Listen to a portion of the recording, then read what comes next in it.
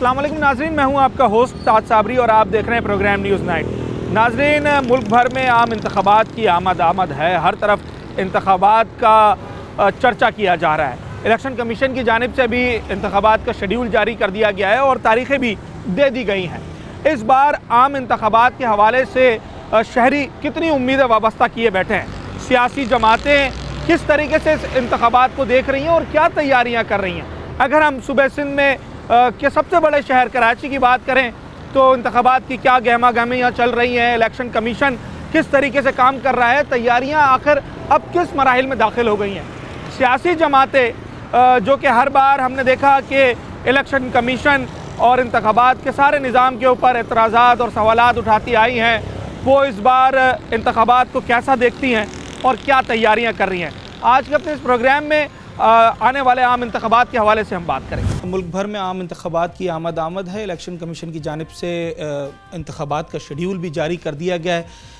इस वक्त हम सूबाई इलेक्शन कमिश्नर शरीफुल्लाह साहब के साथ मौजूद हैं और इनसे जानने की कोशिश करते हैं कि क्या हिकमत अमली है, इलेक्शन कमीशन किस तरीके से काम कर रहा है और जो माजी में हमने लोगों की जानिब से, सियासी जमातों की जानिब से इस इदारे पर तहफ़्फ़ुज़ात की शिकायत देखी है, इस बार उसे किस तरीके से दूर किया जाएगा। सर, बहुत शुक्रिया आपके वक्त का। सर, शेड्यूल जारी कर दिया गया है, कल आपने ऑनलाइन हल्फ भी ले लिया है, आरओज़ की ट्रेनिंग भी मुकम्मल हो गई है।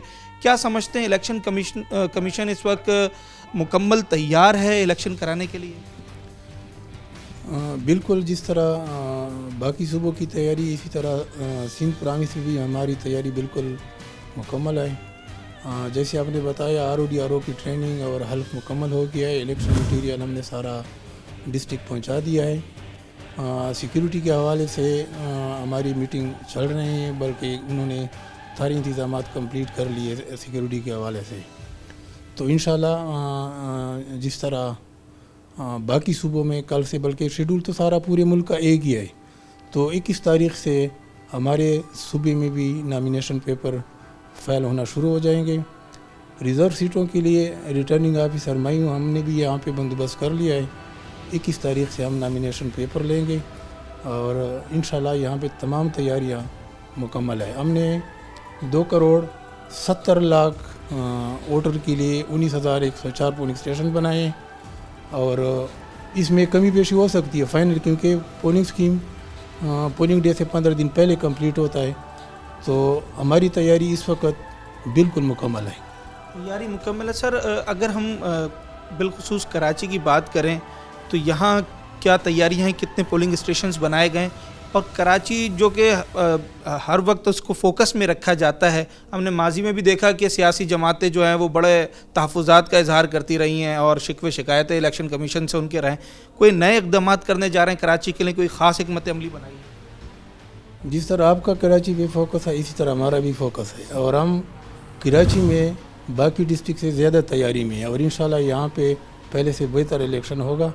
हमारी मीटिंग यहाँ पे मैं भी मौजूद हूँ और जो डिस्ट्रिक्ट रिटर्निंग अफसर है उनके साथ बाकी डिस्ट्रिक्ट से हमारी मीटिंग यहाँ पे ज़्यादा होंगी और यहाँ पे तैयारी हमारी बाकी डिस्ट्रिक्ट से ज़्यादा है, क्योंकि हमारी यहाँ पे वक्तन फ़वक्तन उनके साथ मीटिंग होती है, डिस्कशन होती है, जो उनके मसले मसाइल है हम उनको टाइम पे हल कर लेते हैं। सर, सियासी जमातें आपके पास आ रही हैं, अभी मुलाकातें आपकी हो रही हैं, कोई उनकी जानिब से मुतालबात किए गए हों या कोई नए इक़दाम करने के लिए उनकी जानिब से ज़ोर दिया गया? साफ ज़ाहिर है सियासी जमातों ने तो आना है और हमने अभी तक कई सियासी जमातों से मुलाकात भी हमारी हुई है और उनको इंशाल्लाह हम कोई ऐसा मौका नहीं देंगे कि हम उनकी शिकायतों को सुनेंगे। अगर उनके जो जायज़ मसाइल है उनको हम टाइम पे हल करेंगे। सर, कराची की अगर बात करते हैं तो कराची में कौन से ऐसी अज़ला आप समझते हैं कि जहाँ पर हसास पोलिंग स्टेशंस की तादाद ज़्यादा है और उन अज़ला में इलेक्शन कमीशन को अपना किरदार दीगर इदारों के साथ मिलकर भरपूर अदा करना होगा? इसकी हमारी IG साहब से भी मुलाकात हुई है और जहाँ जो सेंसिटिव एरिया है वो हमसे ज़्यादा पुलिस को पता है और ये सिक्योरिटी पुलिस IG साहब ने लगानी है और साफ ज़ाहिर है जहाँ पे जो हाईली सेंसिटिव है या जो बाकी पोलिंग स्टेशनों से ज़्यादा हमें पता है कि वहाँ पे भी साफ ज़ाहिर है वहाँ पे सिक्योरिटी हम बढ़ाएंगे और वो हमसे ज़्यादा पुलिस को पता है और वो इस पे काम कर रहे हैं। सर आखिर में बस कोई पैगाम जो आप इलेक्शन लड़ने वाले तमाम जो नुमाइंदे हैं उनको देना चाहें। एसओपीज़ तो बहुत साथी ज़्यादा होती हैं, पर कुछ सीधा बातें जो आप उन्हें मैसेज कन्वे करना। हमारी मॉनिटरिंग टीमें काम करेंगी इलेक्शन के दौरान तमाम कैंडिडेट से, पॉलिटिकल पार्टी से, कि वो सही तरीके से पार्टिसिपेट करें और तमाम वोटर से हमारी गुजारिश है कि वो निकलें और अपना वोट इस्तेमाल करें। सर इलेक्शन पे इब्हाम ही रहा है, फिर बहर कैफ जो है उसके शेड्यूल जारी हुआ, तारीख दी गई। अब आप समझते हैं कि अब कोई ऐसी रुकावट बीच में हाइल नहीं है जो कि इलेक्शन को ज़रा सा भी मुतनाज़ बना सके? यकीनी तौर पर इलेक्शन अब होने जा रहे हैं। इलेक्शन ही होगा, जैसे आप देख रहे हैं शेड्यूल आ गया है, पब्लिक नोटिस आज हो गया है और तमाम तैयारियां मुकम्मल है। RODRO की अल्फ उनकी ट्रेनिंग और इसके बाद फिर हम पोलिंग स्टाफ की ट्रेनिंग शुरू कर रहे हैं। तो इसमें अब कोई दूसरी बात नहीं है, इलेक्शन होगा, ठीक टाइम पे होगा और इंशाल्लाह पुरअमनी होगा। पोलिंग स्टाफ की सर ट्रेनिंग कब से स्टार्ट होगी? ये अभी डेट नहीं मिला है, डेट पे, क्योंकि ये डेट मिलता है इस्लामाबाद से, वो इस पे काम कर रहे हैं। इंशाल्लाह जल्दी ये डेट आ जाएगा तो फिर हम स्टार्ट करेंगे। बिल्कुल ऐसा ही है। शरीफुल्लाह साहब सूबाई इलेक्शन कमिश्नर सिंध हमारे साथ मौजूद थे और आप बता रहे हैं कि इलेक्शन कमीशन ने अपनी तमाम तर तैयारियां मुकम्मल कर ली हैं। ROs DROs की ट्रेनिंग्स मुकम्मल हो गई हैं और तमाम सियासी जमातों से भी राब्ते में पैगाम यही दिया गया है इलेक्शन कमीशन की जानिब से कि एक फ्री एंड फेयर इलेक्शन मुनाकिद कराने के लिए तमाम सियासी जमातों को भी इसमें अपना किरदार अदा करना होगा और जो कराची के और दीगर शहरों के बाशऊर शहरी हैं, जो वोटर्स हैं, उन्होंने भी तमाम SOPs को फॉलो करते हुए अपना हक़ राहदही इस्तेमाल करना है ताकि इस इलेक्शन से जो उम्मीदें वाबस्ता हैं आवाम को वो पूरी हो सकें। नाज़रीन एक छोटा सा ब्रेक लेते हैं और उसके बाद जब वापस आएंगे तो कराची के शहरी इंतख़ाबात के हवाले से क्या सोचते हैं उनसे भी बात करेंगे।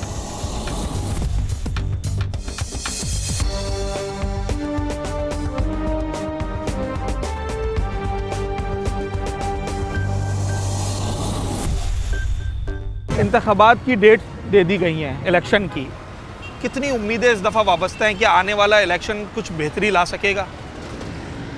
हमारी तवज्जो तो हमारे लीडर्स की तरफ है हाँ। कि वो कुछ हमारे लिए अच्छा काम करें। आप समझते हैं इस दफ़ा इलेक्शन जो है वो फ्री एंड फेयर होने जा रहे हैं? इस चीज़ को कुछ कह नहीं सकते, लेकिन मे भी मुश्किल है। इलेक्शन से उम्मीदें वाबस्ता हैं शहरियों की। इलेक्शन क्या सोल्यूशन है आने अब मसाइल का? नहीं, कुछ भी नहीं, इसका कोई हल नहीं है इसलिए कि जब तक कराची के अंदर गैस नहीं है। अच्छा, गैस की वजह से लोग परेशान हैं। अब लोग वोट डालेंगे ही नहीं। अच्छा, हाँ, इसलिए कि जब तक गैस का मसला नहीं होगा ना, लोग वोट नहीं डालेंगे। कौन कौन से मसाइल ऐसे हैं बुनियादी जिन्हें फौरी हल करने की तरफ जाना चाहिए? पानी, बिजली ये ज़रूरी है और गैस नहीं है। ये बुनियादी ज़रूरियात पूरी करनी है। हाँ, ये गैस नहीं है कराची के अंदर, पब्लिक परेशान है। पॉलिटिकल पार्टी आप समझते हैं इस दफ़ा अच्छा परफॉर्म कर सकती है? पॉलिटिकल पार्टी किसे आना चाहिए कराची में, सिंध में किसे आना चाहिए? मैं पॉलिटिक्स में हूँ नहीं तो मुझे पता अंदाज़ा नहीं है। हाँ। वैसे तो जमात इस्लामी वैसे एक्टिव बहुत है और काम करती है, तो मेरे ख्याल में उसको आना चाहिए। इलेक्शन से कितनी उम्मीदें वाबस्ता हैं? कैसा देख रहे हैं आने वाले इलेक्शन के बाद पाकिस्तान को? 0% उम्मीद है, बिल्कुल भी उम्मीद नहीं है। जिस तरह चल रहा है माहौल वगैरह, मुझे नहीं लगता कि इलेक्शन होंगे, ऐसे ही पोस्टपोन होते रहेंगे और फिर जो अच्छा, आप समझते हैं इलेक्शन अभी भी नहीं होंगे जबकि तारीखें दे दी गई हैं? नहीं, मुझे नहीं लगता ये फिर कुछ कर देंगे, कुछ भी हो सकता है इधर, आपको पता है। यहाँ पे मुझे नहीं लगता इलेक्शन वैसे हल है? नहीं, इलेक्शन हल नहीं है जब तक ये लोग खुद अपने आप पे तवज्जो नहीं देंगे। यही है कि जब तक खुद आवाम खुद अपनी हालत बदलना नहीं चाहेगी तो ऐसे हालत में मेरे बल्ले कोई भी आता रहे। अच्छा कर रही होती है। कराची में आप क्या समझते हैं कौन सी पार्टी ऐसी है जो अच्छा परफॉर्म कर सकती है? कराची में लास्ट टाइम जो देखा गया वो तो मुस्तफ़ा कमाल साहब ने जो किया था थोड़ा बहुत, उसके बाद से मुझे नहीं लगता। उसके बाद कभी काम नहीं हुआ। उम्मीद जो है वो हाफिज़ नईमुर रहमान से थी, लेकिन वो भी पीछे हट गए। अब आपकी तवक्कात पे पूरा नहीं उतर रहे वो। इलेक्शन का शेड्यूल जारी हो चुका है और जो तैयारियां हैं वो भी तकरीबन आखिरी मराहिल में हैं। इलेक्शन कमीशन में भी हमारी बात हुई, लोगों से भी बात हुई। इस वक्त सियासी जमातें इलेक्शन के हवाले से क्या सोच रही है, मेरे साथ एडवोकेट हफीजुद्दीन साहब मौजूद हैं। सर, इस बार इलेक्शन से क्या उम्मीदें वाबस्ता हैं? पहला सवाल ये है, और उसके बाद कोई तहफ़्फ़ुज़ात जो सियासी जमातें इस वक्त रखती हैं इलेक्शन कमीशन के हवाले से ख़ास तौर पर। वो कहते हैं पेवस्ता शजर से उम्मीदें बहार रख। हमारी कौम का यही हाल है। हम उम्मीद रखते हैं कि इससे कोई इस मुल्क के लिए अच्छे मामलात का आगाज़ होगा, और मेरी तो ख़ास तौर पे दुआ है। MQM पाकिस्तान पूरी तरीके से इस बात पे मुत्तफ़िक़ है कि इलेक्शन वक्त पे होना चाहिए, इलेक्शन आइन के मुताबिक होना चाहिए, इलेक्शन फ्री और फेयर होना चाहिए, और इस तरीके से हम ताकि अपने मामलात अवामी सतह के ऊपर भी पूरी तरीके से आगाही हासिल करें, आगे भी बढ़ाएं, और इस मुल्क के हुक्मरानों से अपनी जो सूरत हाल है वो भी बयान करें, ख़ास तौर पे इस शहर कराची में, और ख़ास तौर पे सिंध हुकूमत से जो हमारे तहफ़्फ़ुज़ात हैं, न रोटी है, न कपड़ा है, न मकान है।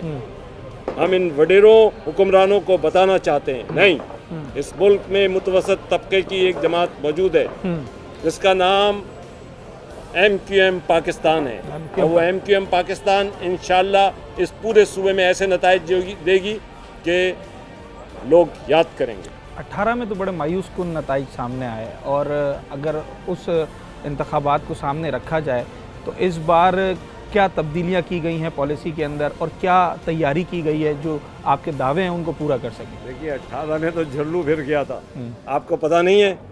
झरलू फिर गया था, मौका लग गया था, जिसके लिए आज दूसरी जमातें, मतलब एक बड़ी जमात रो रही है। उसको उस वक्त की सोचना चाहिए थी जब उन्होंने क्या किया था, और किन बुनियादों पर वो यहाँ से जाली मैंडेट लिया था, और उन्होंने क्या किया, बताओ ना। कराची के लिए क्या किया, कोई एक चीज़ बता दो। हमारे पास तो बताने के लिए मतलब इतनी चीज़ें हैं कि मुस्तफ़ा भाई कहते हैं अगर एक रात में खड़ा हो जाऊं तो बताते हुए पूरी रात हो जाएगी, पूरी रात गुजर जाएगी। हाँ। 18 में कौन से ऐसे बुनियादी जो है आपको मसाइल का सामना करना पड़ा जो इस बार आप समझते हैं कि इदारे उन्हें दूर करें, इलेक्शन कमीशन वो गलतियां ना करे बकौल आप लोगों के जो गुज़िश्ता इंतखाबात में इलेक्शन कमीशन या इदारों की जानिब से की गई? देखिए, हमारे इदारे हैं, हम उनका एहतराम करते हैं, उनको इस बात का पूरी तरीके से इस वक्त इल्म है, उनकी आगाही है कि इस शहर के साथ क्या हुआ। इस शहर के साथ PTI, उसके बाद ये पीपल्स पार्टी, जिन जमातों को मैंडेट मिला था उन जमातों ने क्या किया? उन्होंने कुछ नहीं किया।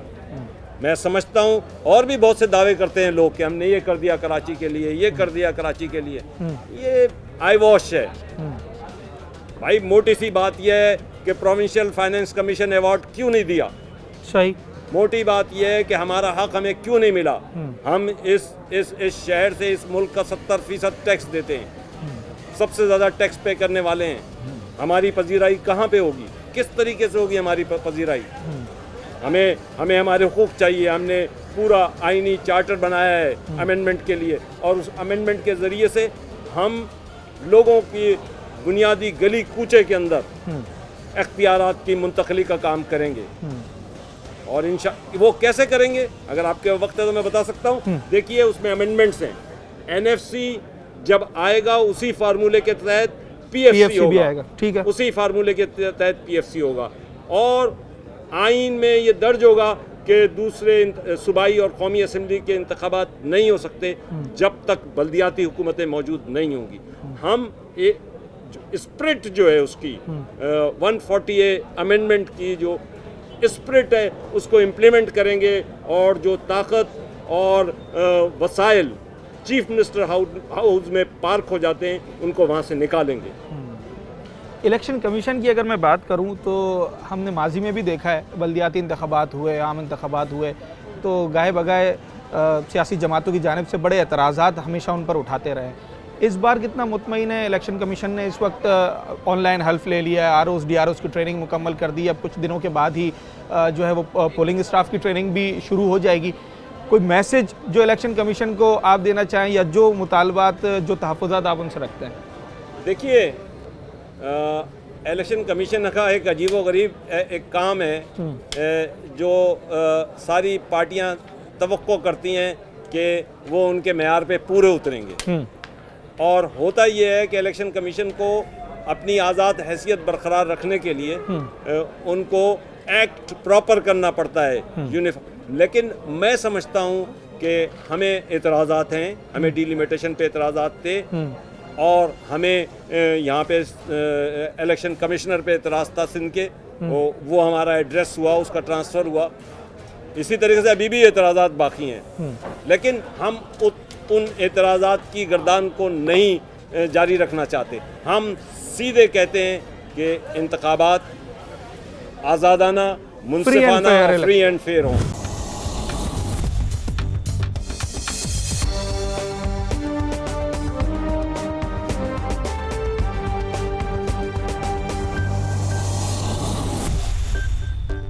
वेलकम बैक नाजरीन। इलेक्शन के हवाले से शेड्यूल जारी कर दिया गया और इस वक्त इलेक्शन की तैयारियां तमाम सियासी जमातें भी कर रही हैं और इलेक्शन कमीशन की जानिब से भी अब तैयारियां तकरीबन आखिरी मराहिल में। सियासी जमातों की क्या तवक्कुआत है, इस वक्त मेरे साथ मौजूद हैं MQM के सीनियर डिप्टी कन्वीनर मुस्तफ़ा कमाल साहब, इनसे बात करेंगे। सर, इलेक्शन की तारीख भी दे दी गई है, शेड्यूल जारी हो गया, DROs की तरबियत मुकम्मल हो गई, क्या तवक्कुआत हैं और क्या तहफ़्फ़ुज़ात हैं? तवक्कुआत तो हमारी ये है कि इलेक्शन जो है वो फेयर एंड फ्री हो। तहफ़्फ़ुज़ात ये हैं कि अभी भी इलेक्शन कमीशन में जो लोग अपॉइंटेड हैं वो ठीक लोग नहीं हैं, अभी भी ठीक लोग नहीं हैं। यहाँ पे ख़ास तौर पर सुबह सिंध से जब इनको एजाज़ चौहान को हटाया तो उनकी जगह जो डेप्टी लगवाया है यहाँ पे, वो भी सयाल साहब के वो रिश्तेदार हैं, ठीक है, फर्स्ट कज़न हैं। और वहाँ पर निसार दुरानी लगे हुए हैं जो कि पीपल्स पार्टी के बाबर्त कारकुन हैं, जो कि मेंबर हैं। तो ये इन्फ्लुएंस कर रहे हैं और यहाँ पर पुलिस में वही सारे पुराने SSPs और सब लोगों का वो सारा अमल दखल है। तो तहफ़्फ़ुज़ात तो ये हैं। और इलेक्शन कमीशन ने हमारे जो इस्लामाबाद हाई कोर्ट से हमारे जो डिलिमिटेशन के एतराज़ात के हवाले से जो ऑर्डर्स हुए थे, वो इलेक्शन कमीशन ने वो हमारी बात नहीं मानी है। तो इलेक्शन कमीशन जो है वो जिसे कहते हैं कि ऐसे इक़दाम कर रहे जिससे एतमाद बढ़े इलेक्शन के ऊपर। मुलाकात भी कर ली जाकर कन्वीनर ने और सब ने बात मानते हैं कमरे में बैठकर, लेकिन ऑफिशियली जो है वो बात नहीं इम्प्लीमेंट कर रहे। जहाँ पर हमारी इस तमाम चीज़ों के बावजूद तैयारी है, वो आप देख रहे हैं कि नीचे माशाल्लाह से हमारे इंटरव्यूज़ हो गए। यहाँ शहर में महीनों से इंटरव्यूज़ हो रहे हैं, लोगों के, नए लोगों के इंटरव्यूज़ हो रहे हैं, पुराने लोगों के इंटरव्यूज़ हो रहे हैं। फिर जो है वो हमने 5 हल्के पहले से 4 महीने पहले से जो अनाउंस कर रखा था शहर में, उस पर चीज़ें चल रही हैं। फिर आपने देखा कि MQM ने सीरीज़ ऑफ एक्टिविटीज़ है रोज़ाना की, बल्कि मैं तो कहता हूँ पाकिस्तान में MQM के अलावा कोई पार्टी इस वक्त जो है वो पिछले 4 महीनों से ग्राउंड पर नहीं है। और हम आप देखते हैं आपके मीडिया के जो आप साफ़ी हज़रात हैं या जो एंकर पर्सन हैं, उनको पता है ज़राए आमा के लोगों को कि हम हर टाउन वाइज जो है हमने जलसे किए हैं, रोज़ाना कॉरम मीटिंग्स हो रही हैं। तो MQM तो इस वक्त जो है वो पूरी कारकुन से लेकर जो है वो कन्वीनर तक फुल गेयर्ड अप है इस अपकमिंग इलेक्शन के लिए, क्योंकि हम समझते हैं 2018 में हमारा मैंडेट छीना गया, जिसकी वजह से जो है वो इस शहर का ही असर हुआ, इस शहर का ही असर हुआ तो पाकिस्तान का ही असर हुआ। और हम समझते हैं कि इंशाअल्लाह ताला जिस तरह से लोगों का एतमाद और इस मर्जर के बाद और बड़ा है, कारकुनों का एतमाद बड़ा है, लोगों को एक उम्मीद हुई है। और आखिरी लेगेसी काम की हमारे साथ ही है। पीपल्स पार्टी ने 15 सालों से यहाँ पे कुछ किया नहीं। 15 सालों में 22,000 अरब रुपये खर्च करके वो ये एक यूनियन काउंसिल वे सिंध में मॉडल के तौर पे पेश नहीं कर सकते। बिलावल भुट्टो दरदारी साहब के पाकिस्तान वालों को कहेंगे आए देखें हम आपको एक मॉडल यूनियन काउंसिल दिखाते हैं जहाँ पर पीने का पानी आता हो, सीवरेज का पानी घर से जाता हो, बाहर कचरा उठता हो, रोड टूटी हुई ना हो, वहाँ पे दवा हो, वहाँ पर स्कूल में तालीम हो, रात में लाइट नहीं जाती हो, सुबह गैस ना हो। एक यूनियन काउंसिल पूरे सिंध भर में 22,000 अरब रुपये खर्च करके नहीं है।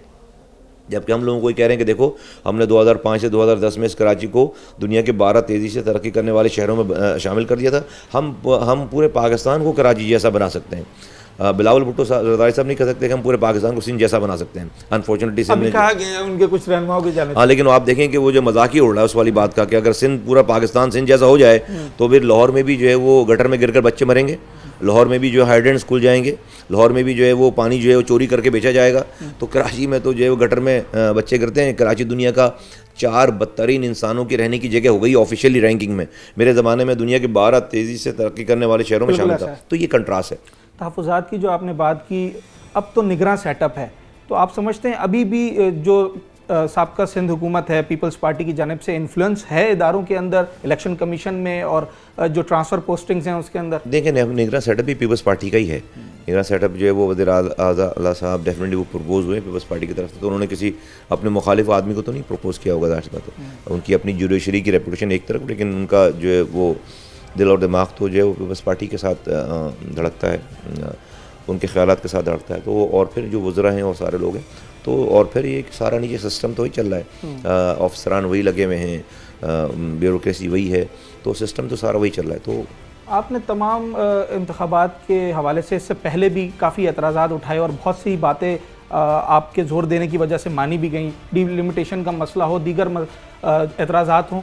अब जो एतराज़ात आपको इस वक्त हैं, आप समझते हैं कि उनके ख़िलाफ़ कोई कार्रवाई करनी है, या फिर इस वक्त मेन फोकस इलेक्शन की तैयारी है कि वो तमाम चीज़ें अपनी जगह हैं पर इलेक्शन को स्मूथली चलाना है? इलेक्शन तो की तैयारी तो हमने 4-5 महीनों पहले से शुरू कर दी है सारी, ठीक है, और उसमें तो कोई रुकावट हम नहीं आने दे रहे इन तमाम चीज़ों की वजह से। इलेक्शन तो तैयारी तो अपनी उरूज पर, कम वोट में कुछ भी हो, हम तो इलेक्शन लड़ना है और इंशाअल्लाह ताला जीतना भी है।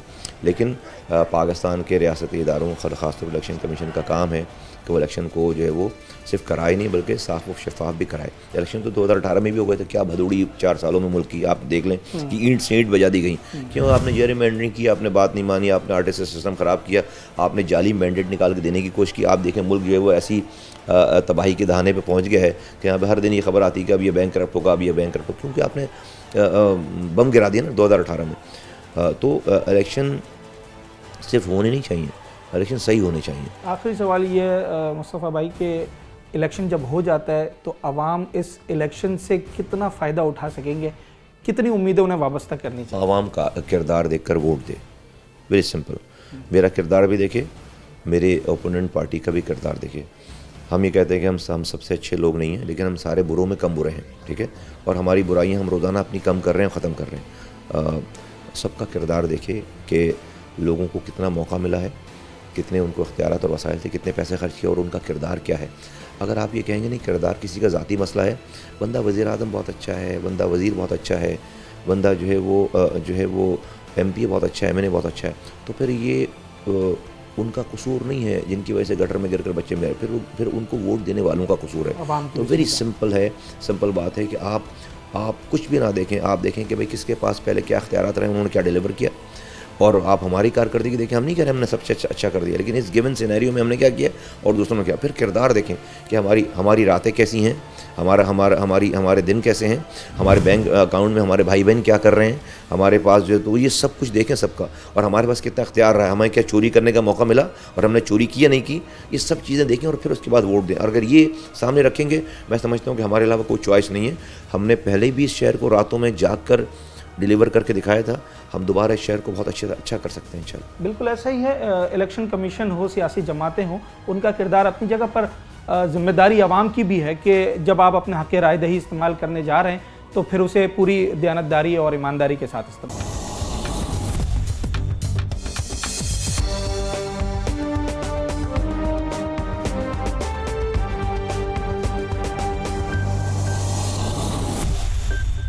इलेक्शन के हवाले से मुख्तलिफ सियासी जमातें अपनी राय रखती हैं, और हमने देखा कि माजी में भी जब भी इंतखाबात हुए, चाहे बल्दियाती इंतखाबात हों या आम इंतखाबात हों, तो एक एतराज़ात उठाए जाते हैं सियासी जमातों की जानिब से। इस बार जब इंतखाबात का शेड्यूल जारी कर दिया गया है तो किस तरीके से देख रही हैं सियासी जमातें इस सारे प्रोसेस को, और क्या तवक्कुआत हैं, क्या मुतालबात हैं? हमारे साथ इस वक्त बात करने के लिए मौजूद हैं एडवोकेट सैफुद्दीन साहब जमात इस्लामी से। सर, ROs DROs की ट्रेनिंग भी मुकम्मल हो गई है और इलेक्शन कमीशन का कहना है कि हमने मुकम्मल तैयारी कर ली, अब आखिरी मराहिल में है बिल्कुल। क्या समझते हैं कि इस बार इलेक्शन कमीशन एक फ्री एंड फेयर इलेक्शन करवाने में कामयाब रहेगा? बिस्मिल्लाहिर्रहमानिर्रहीम। देखिए, पहली चीज़ तो ये है कि जमात इस्लामी हर सूरत में वक्त पर इलेक्शन चाहती है, किसी सूरत में भी हम नहीं चाहते कि ये डिले हों। बल्दियाती इंतखाबात जब 2 या 3 मरतबा डिले हुए तो हम कोर्टों में गए, इलेक्शन कमीशन में गए और इलेक्शन करवाए, और तमाम तर हालात के बावजूद जो नज़र आ रहे थे कि ROs और DROs जिस तरह तकर्रुर हो रहे थे और जिस तरह वो बेईमानी कर रहे थे, प्री पोल रिगिंग कर रहे थे, उसके बावजूद हमने इलेक्शन में हिस्सा लिया और हमने कोशिश की कि कराची के लोगों का मैंडेट जो है उसे बचाने की कोशिश की जाए, और काफ़ी हद तक बचाने में कामयाब हुए। लेकिन एक बड़ा मैंडेट हमारा चोरी किया गया। अब ये कौमी इंतखाबात हैं, इसके हवाले से भी हमारा पहला मौक़िफ़ तो ये है कि ये इंतखाबात होने चाहिए और बर वक्त होने चाहिए। लेकिन दूसरी चीज़ जो है वो बड़ी इंपॉर्टेंट है कि आप इंतखाबात करवा दें, उस पर शकूक और शुबहात के साए हों और उसमें लोगों को बेईमानी के ख़दशात हों। इसमें दो तरह की चीज़ें इस वक्त हो रही हैं जो आवाम जिस पर बड़ी तशवीश का शिकार हैं। पहली चीज़ तो ये है कि जिस तरह मैनिपुलेशन की जा रही है और जिस तरह टीवी चैनल्स पर और मीडिया में और अखबारात में बाकायदा खुल कर ये बात आ रही है कि जी फ़लाँ पार्टी को जो है लाने की कोशिश हो रही है, फ़लाँ पार्टी की जो है का वज़ीर-ए-आज़म बनेगा, मैनेजमेंट हो रही है। और वो पार्टियाँ जो हर ऐसे मौके पर अपना रुख बदल लेती हैं, उनका रुख देख के लोग तयन करते हैं कि ये किस तरफ जाएंगी तो उनकी हुकूमत बनेगी, उनको किस तरह शामिल किया जाएगा। तो वो बड़ी इंपॉर्टेंट है, लोगों को नज़र आ रहा है कि क्या हो रहा है। एक चीज़ तो ये है, तो ये बाहर के ये बड़ी मुल्क के मुस्तकबिल के लिए ख़तरनाक चीज़ है कि इस तरह की मैनेजमेंट की जाए और बाकायदा एक मसनूई तौर पर मुख्तलिफ़ पार्टियों को हुकूमत में लाने की कोशिश की जाए। तो एक तो ये ज़ाहिर जमहूरियत के लिए ज़ाहिर खातिर है और मुल्क के लिए नुकसानदेह। दूसरी चीज़ ये है कि इलेक्शन कमीशन का अपना किरदार बड़ा मशकूक रहा है। ये जो बल्दियाती इंतखाबात थे वो तो मेरे ख़्याल में कलंक का टीका है इलेक्शन कमीशन के ऊपर। जिस तरीके से बददियानती की गई थी और जिस तरह ROs और DROs, कमिश्नर, डिप्टी कमिश्नर और असिस्टेंट कमिश्नर्स को बनाया गया था, उन्होंने जो बेईमानी के रिकॉर्ड कायम किए कराची में, उस तरह की बेईमानी और धांधली की गई कि उस पर आदमी PhD कर सकता है। अब आज देखिए कि आज सुप्रीम कोर्ट बार एसोसिएशन ने और पाकिस्तान बार कौंसिल ने दोनों ने ये मुतालबा किया है कि मौजूदा चीफ़ इलेक्शन कमिश्नर साहब मुस्ताफ़ी हो जाएं और उनकी मौजूदगी में मुनसिफाना इंतखाबात मुमकिन नहीं है। ये बड़ी इंपॉर्टेंट चीज़ है कि पाकिस्तान के चीफ़ इलेक्शन कमिश्नर के ऊपर इतना बड़ा दाग हो और उनके मुतालिक इतने शकूक और शुबहात हों और उनके मुतालिक लोग ये कहें कि वो मुस्ताफ़ी हो जाएं। तो बाहर कैफ ये है और ये नज़र आ रहा है कि इलेक्शन कमीशन जो है वो लेवल प्लेइंग फील्ड मुहैया नहीं कर रहा पार्टियों को। कुछ पार्टियों के साथ बदतरीन दबाव का मामला रखा गया है, कुछ पार्टियों को ओवर ड्यू इम्पोर्टेंस दी जा रही है, उनके लिए मैदान को खुला छोड़ा रखा गया है और उनके लिए बाकायदा मैनेजमेंट की जा रही है। तो फेयर इलेक्शन तो बाहर कैफ नहीं है। लेकिन कराची के हवाले से हम ये कहते हैं कि कराची में भी कोशिश की जा रही है कि मुर्दा घोड़ों को दोबारा इंजेक्शन लगाकर ज़िंदा किया जाए और वो लोग जिनकी अब कोई कराची के अंदर रेलिवेंसी नहीं रही है, जिनको कराची के लोग बिल्कुल मुस्तरद कर चुके हैं, उनको दोबारा ज़िंदा करने की कोशिश हो रही है और इस काम के लिए हो रही है कि मैनेजमेंट में काम आ सकें। तो बाहर कैफ कराची की एक बड़ी पार्टी होने की हैसियत से देखें, जमात इस्लामी कराची की इस वक्त सबसे बड़ी जमात है। बल्दियाती इंतखाबात ने इस बात को साबित किया। तो कराची के लोगों का मैंडेट, उसका तहफ़्फ़ुज़ करना, ये हमारी बड़ी ज़िम्मेदारी है। तो इंशाअल्लाह ताला हम इलेक्शन में भरपूर हिस्सा भी लेंगे और लोगों के मैंडेट का तहफ़्फ़ुज़ का एहतमाम भी करेंगे। गुज़िश्ता इंतखाबात में हम मैंडेट बचाने में कामयाब हुए, लेकिन काफ़ी हिस्सा हमारा चोरी हुआ। इंशाअल्लाह वो सारे के सारे तजर्बात हमारे सामने हैं और हम कोशिश करेंगे कि इस दफ़ा अवाम की क़ुव्वत से पूरा मैंडेट बचाया जाए। क्योंकि अगर देखिए कि मैंडेट चोरी होता रहा तो लोग मायूसी का शिकार हो जाएंगे, इंतखाबी प्रोसेस से लोग जो हैं बिल्कुल मायूस हो जाएंगे, उसके नतीजे में मुल्क के लिए बड़ा बुरा होगा। तो बल्दियाती इंतखाबात के वक्त तो चलें, सिंध में एक सियासी जमात की हुकूमत थी, अब निगरान सेटअप है और तमाम अफसरान जो है वो इन्फ्लुएंस उनके ऊपर नहीं है जो पिछले अदवार में हमें देखने में आया। तो इस वक्त अगर हम सिंध की बात करें, सूबाई इलेक्शन कमिश्नर जिन्हें लाए गए हैं, उनके हवाले से जमात इस्लामी इस वक्त क्या सोचती है? कोई मुलाकातें आपकी उनसे हुई? कुछ ऐसे तहफ़्फ़ुज़ात जो आपने उनके सामने रखे और उन्होंने यकीन दहानी कराई उसे हल करना? देखिए, जो गुज़िश्ता इलेक्शन कमिश्नर थे उसके मुतालिक तो जमात इस्लामी मुस्तकिल कहती थी सूबाई इलेक्शन कमिश्नर कि वो पीपल्स पार्टी की बी टीम है और उनका तबादला हुआ, बहुत अच्छा हुआ। नए सूबाई इलेक्शन कमिश्नर साहब आए हैं, उनसे कल हमने मुलाकात की थी। हाफिज़ नईम साहब की क़यादत में हम गए थे उनके पास मिलने, उनके सामने हमने अपने तहफ़्फ़ुज़ात रखे, उन्होंने यकीन दहानियाँ कराई हैं। यकीन दहानियाँ सारे लोग कराते हैं लेकिन अमल से साबित होता है कि क्या होगा। जहाँ तक इस बात का ताल्लुक़ है कि अब निगरान हुकूमत है, देखिए निगरान हुकूमत उसी हुकूमत का तसलसल है। बदकिस्मती की बात है कि मकबूल बाकर साहब एक शरीफुन्नफ्स इंसान हैं और अच्छी शोहरत के हामिल हैं और बड़ी तवक्कात थी हमें उनसे, लेकिन जो सिस्टम प्रिवेल कर रहा था कराची के अंदर बिलखसूस और सिंध के अंदर, उसी तरह बाकी है। पीपल्स पार्टी ने जो मैनेजमेंट की थी इन इंतखाबात के हवाले से, जिन लोगों को डिप्टी कमिश्नर और असिस्टेंट कमिश्नर और मुख्तलिफ लोग तैनात किया था और वो फ़हरिस्तें जो उन्होंने बनाई थी इंतखाबी अमले के लिए, प्रिजाइडिंग ऑफिसर्स वगैरह सारे शामिल थे, उसी तरीके से उसको रखा गया है, उसी तरीके से जारी किया गया है। हमारा मुतालबा ये है कि इंतखाबात जो हैं जुडिशरी के मातहत होनी चाहिए, नंबर एक बात ये, और जुडिशरी भी वो जो एक सूबे से दूसरे सूबे में रीशफल होनी चाहिए, वरना मौजूदा लोग जो हैं बाहर के इनसे कोई अच्छी तवक्कात नहीं है। ये आप समझते हैं कि ये अभी जितने भी अफसरान हैं इनके ऊपर सियासी प्रेशर होगा और ये उन्हीं के अलायकार बन सकते हैं? सियासी प्रेशर नहीं है, उन्हीं के लोग हैं, इनको उन्होंने लाके लगाया है, पूरे सिंध से ट्रांसफ़र करके कराची में इनका तयन किया गया है। इनसे इन्होंने बल्दियाती इंतखाबात में काम लिया था, इनसे बेईमानी कराई थी, धांधली कराई थी, जाली रिजल्ट बनवाए थे और इन लोगों को इसी काम के लिए तैनात किया गया है। ये लोग यही काम कर सकते हैं। अभी जिस तरीके से कराची में सीटों में कुछ तब्दीलियाँ की गई हैं जिसको बाहर के हमने चैलेंज नहीं किया, इस खातिर के इंतखाबात डिले करने का बहाना न बन जाए, उससे साबित होता है कि प्री पोल रिगिंग हो रही है। क्या ताखिर का अभी भी कोई इम्कान बाकी है, गुंजाइश है, आप समझते हैं? देखिए, पाकिस्तान में ये तमाशे तो किसी न किसी बहाने हो जाते हैं। बल्दियाती इंतखाबात को किस किस बहानों पर कि जी बारिश होने का इम्कान है, इस बहाने पर कभी कहा पुलिस नहीं है, कभी कहा रेंजर्स मना कर रही है, इन बहानों पर मुलतवी किया गया था। और इम्कान तो पाकिस्तान में आपको पता है हर चीज़ का रहता है। वज़ीर आज़म बैठा होता है, एक आदमी अगले दिन जेल चले जाता है, तो इम्कानात तो पाकिस्तान में बहुत ज़्यादा होते हैं।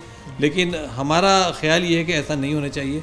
अगर ऐसा हुआ तो ये मुल्क के मुस्तकबिल के लिए बुरा होगा। इलेक्शन कुछ शहरी इस कदर मायूस हो चुके हैं कि जब शहरियों से बात होती है वो अब इलेक्शन पे भी बिलीव नहीं रखते हैं। उनका कहना है कि अगर इलेक्शन होता भी है तो हमें नहीं लगता कि आने वाले लोग उस तरीके से डिलीवर कर पाएंगे, क्योंकि माजी इस बात की अक्कासी करता रहा है। आप समझते हैं इलेक्शन मसाइल का हल है और आने वाले इलेक्शन से बेहतरी आ सकती है? देखिए, इलेक्शन मसाइल का हल है, फेयर इलेक्शन मसाइल का हल है। अगर इलेक्शन में बददियानती हो, कराची में लोग क्या कहते हैं, कराची में लोग ये कहते हैं कि जमात इस्लामी को भरपूर वोट दी हमने, उसके बाद उनका मैंडेट चोरी किया गया। फिर वही कहते हैं कि जब मेयर का इंतखाब हो रहा था तो जमात इस्लामी और PTI के मिलाकर एक भारी अक्सरियत थी ऐवान के अंदर, फिर भी नहीं आने दिया गया। तो देखिए, जो लोग ये हरकतें कर रहे हैं और जो इसको मैनेज कर रहे हैं और पीपल्स पार्टी जिस तरीके से ये गेम खेल रही है, उससे शायद उसको वक्ती फ़ायदा तो हो, लेकिन उसके नतीजे में मुल्क के लिए जो बदतरीन हालात पैदा हो रहे हैं, लोगों का इंतखाबी अमल से मायूस हो जाना, लोगों का जमहूरी प्रोसेस से मायूस हो जाना, ये अल्टीमेटली लोगों का पाकिस्तान के मुस्तकबिल से मायूस होना है। तो ये भयानक खेल मेरे ख्याल में ख़त्म होना चाहिए। बिल्कुल सही है, लेकिन हम लोगों को इसी बात का यकीन दिलाएंगे, हम लोगों के दिल में यही रोशनी पैदा करने की कोशिश कर रहे हैं कि इस बात पर बिलीव रखें। और इसका देखिए अल्टीमेट हल यही है, बददियानती को रोकने का, मैंडेट को चोरी होने से रोकने का हल यही है कि लोग मज़ीद भरपूर तरीके पर इलेक्शन में हिस्सा लें।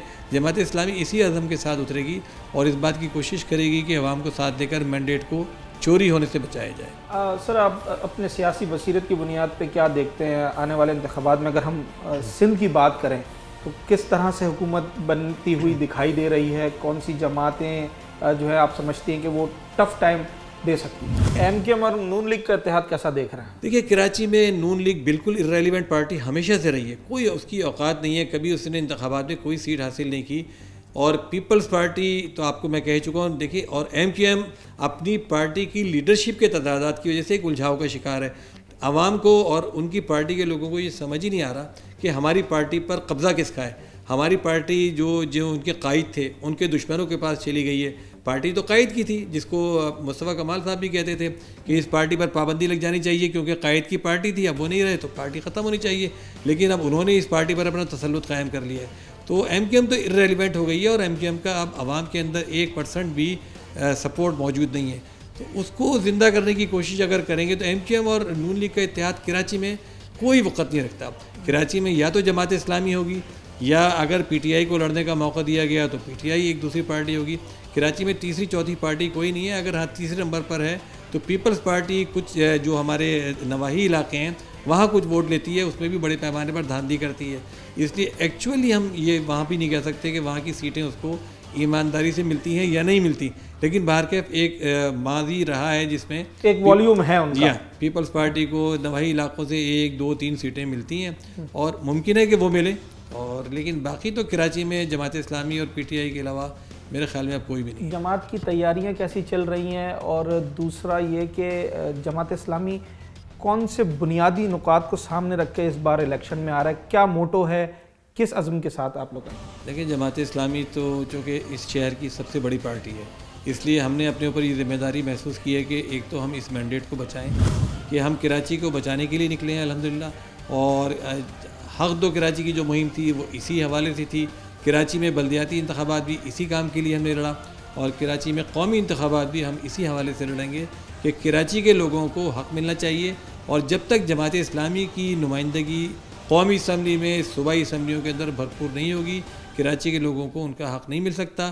कराची में जमात इस्लामी के अलावा अगर कोई किसी दूसरी जमात को वोट डालेगा तो अल्टीमेटली वो फ़ायदा पीपल्स पार्टी को पहुँचेगा। और गुज़िश्ता इंतख़ाबात में लोग देख चुके हैं कि इवन लोगों ने जब पीपल्स पार्टी इसको PTI को वोट डाले, PTI के लोग मुंतखब हुए, तो आप देखिए उनने कुछ भी करके नहीं दिया।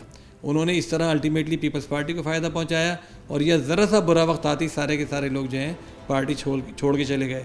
तो कराची के लोगों का तो इस वक्त वाहिद हल यही है कि कराची में जमात इस्लामी कौमी असम्बली और सूबाई असम्बली में भरपूर नुमाइंदगी हासिल करे। जमात इस्लामी का कराची के हवाले से बड़ा भरपूर विजन है। रहमतुल्लाह खान साहब के ज़माने में कराची की एक एक चीज़ के लिए बारीक बीनी से काम किया गया था कि कराची में मास ट्रांजिट सिस्टम क्या होना चाहिए, कराची में वाटर सप्लाई सिस्टम क्या होना चाहिए। K4 का मंसूबा रहमतुल्लाह खान साहब ने दिया था। सीवरेज के हवाले से, सड़कों के हवाले से, अंडर पासेज, ब्रिजेज, हर हवाले से हमारी भरपूर प्लानिंग है। और ये जब भी इस पर अमल हो सकता है जब कराची में बल्दियात के अंदर कौमी और सूबाई असम्बली दोनों जगह जमात इस्लामी की भरपूर नुमाइंदगी मौजूद हो, तभी ये काम मुमकिन है। बिल्कुल ऐसा ही है। इंतख़ाबात के हवाले से जहाँ इलेक्शन कमीशन इस वक्त अपनी तैयारियाँ मुकम्मल करने में कोशा है, वहीं सियासी जमातें भी जो है वो इस वक्त भरपूर ज़ोर आजमाई कर रही हैं और अपनी जो तैयारियाँ हैं उसे पूरा कर रही हैं। शहरियों से भी बात हुई, इलेक्शन कमीशन इस हवाले से क्या कहता है, उनका मौक़िफ़ भी हमने जानने की कोशिश की। और जो कराची में बिलखुसूस बड़ी सियासी जमातें हैं उनके क्या एतराज़ात हैं, क्या तवक्कुआत हैं, क्या तहफ़्फ़ुज़ात हैं और क्या समझते हैं आने वाले इंतख़ाबात में किस तरीके से वो आवाम की खिदमत कर सकते हैं। आज इन तमाम तर पहलुओं पर हमने अपने प्रोग्राम में बात करने की कोशिश की। इंतख़ाबात यकीनी तौर पर जब भी मुल्क में होते हैं तो लोग उससे उम्मीदें वाबस्ता करते हैं और लोगों की यही उम्मीदें होती हैं कि जो आने वाली हुकूमत होगी वो लोगों के बुनियादी मसाइल उन्हें हल करेगी। इस वक्त शहर कराची समेत मुल्क भर में जो बुनियादी ज़रूरियात हैं, जिनमें पानी, बिजली, गैस और दीगर ज़रूरियात हैं, उनके मसाइल का, उनके बहरान का सामना है। तो शहरी यही उम्मीद कर रहे हैं कि अव्वल तो ये कि इंतख़ाबात वक्त पर हों, जो इलेक्शन कमीशन की जानिब से शेड्यूल जारी किया गया है, जो तारीखें दी गई हैं, इंतख़ाबात अपने मुकर्ररा वक्त पर हों और उसके बाद जो भी सियासी जमात उसमें कामयाबी हासिल करती है वो बिलाखिर आवाम की उम्मीदों पर पूरा उतरे, ताकि इस तमाम तर निज़ाम का, इस इंतख़ाबात का, ये जो मुल्क कौम का इतना सरमाया इंतख़ाबात के ऊपर लगाया जाता है, उसका कुछ हासिल वसूल हो सके, लोगों को उसका फ़ायदा हासिल हो सके। उम्मीद करते हैं कि इंतख़ाबात फ्री एंड फेयर होंगे, जैसा कि हर शहरी, हर सियासी जमात इसका दावा भी करती है, इसकी उम्मीद भी करती है। और साथ साथ ये भी उम्मीद है कि इंतख़ाबात कराची वालों के लिए हैं, सिंध वालों के लिए और पाकिस्तान भर के लिए एक नई किरण का, सुबह की नई किरण का आगाज़ हो। अपने होस्ट साद साबरी को इसी उम्मीद के साथ इजाज़त दीजिए। न्यूज़ नाइट में अगले प्रोग्राम में आपसे मुलाकात होगी।